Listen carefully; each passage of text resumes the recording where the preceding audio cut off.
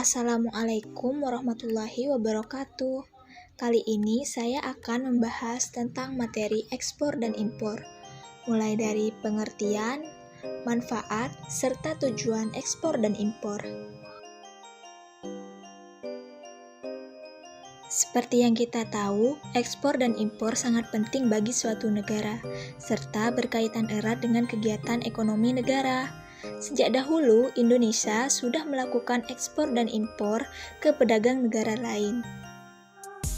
Nah, langsung saja yuk kita ke pengertian ekspor. Ekspor adalah kegiatan penjualan barang atau jasa dalam negeri ke pihak yang ada di luar negeri.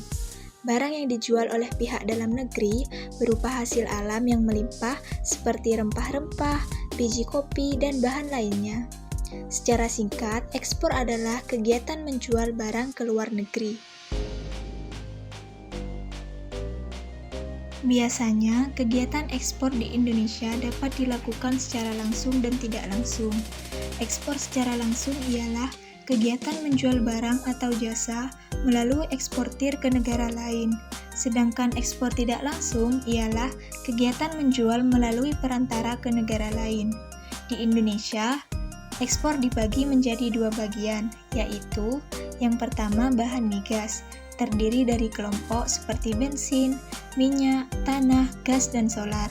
Yang kedua bahan non-migas berupa hasil industri, laut, perkebunan, dan pertanian. Nah, selanjutnya kita akan membahas tentang manfaat dan tujuan ekspor. Yang pertama, menumbuhkan industri dalam negeri. Ekspor merupakan suatu bentuk kegiatan perdagangan lingkup internasional yang bertujuan untuk memberikan rangsangan terhadap permintaan dalam negeri yang menyebabkan tumbuhnya industri-industri pabrik besar. Permintaan yang meningkat akan ekspor suatu produk dapat berdampak pada perkembangan industri suatu negara. Yang kedua, menambah devisa negara.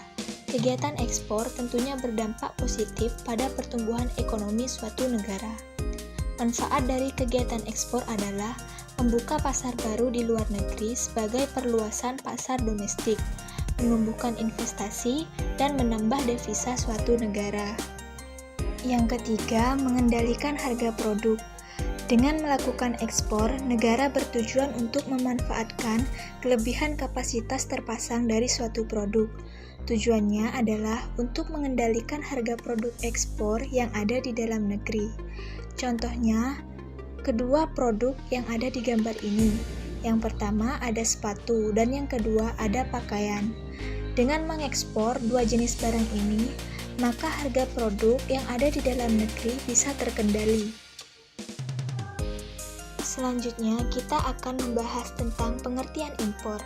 Impor adalah suatu proses pembelian barang atau jasa negara lain masuk ke dalam negeri. Barang-barang yang dibeli dari negara lain bisa berupa mobil, motor, alat-alat make up, maupun elektronik.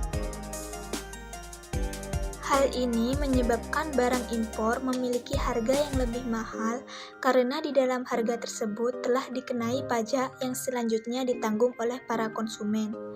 Nah, maka dari itu, jangan heran apabila barang impor cenderung lebih mahal apabila dibandingkan dengan harga produk lokal. Saya juga akan membahas tentang tujuan dan manfaat impor. Tujuan utama dari kegiatan impor adalah memenuhi kebutuhan dalam negeri. Dalam memenuhi kebutuhannya, setidaknya suatu negara harus membangun hubungan baik dengan negara lainnya. Tujuan lainnya dari kegiatan impor adalah untuk memperkuat neraca pembayaran dan mengurangi keluarnya devisa ke luar negeri. Nah, di sini juga ada beberapa manfaat dari kegiatan impor. Antara lain, yang pertama, kegiatan impor akan meningkatkan potensi pada suatu negara dalam mendapatkan bahan baku, barang serta jasa pada suatu jenis produk tertentu. Sehingga, hal tersebut akan mampu mendukung stabilitas negara secara tidak langsung. Yang kedua, memperkenalkan produk baru di pasar dan menyediakan produk dengan kualitas tinggi. Yang ketiga, mengurangi ongkos atau biaya produksi. Mungkin itu saja yang dapat saya sampaikan tentang pengertian, manfaat, maupun tujuan kegiatan ekspor dan impor. Semoga video ini dapat bermanfaat bagi kalian. Kurang lebihnya saya mohon maaf. Wassalamualaikum warahmatullahi wabarakatuh.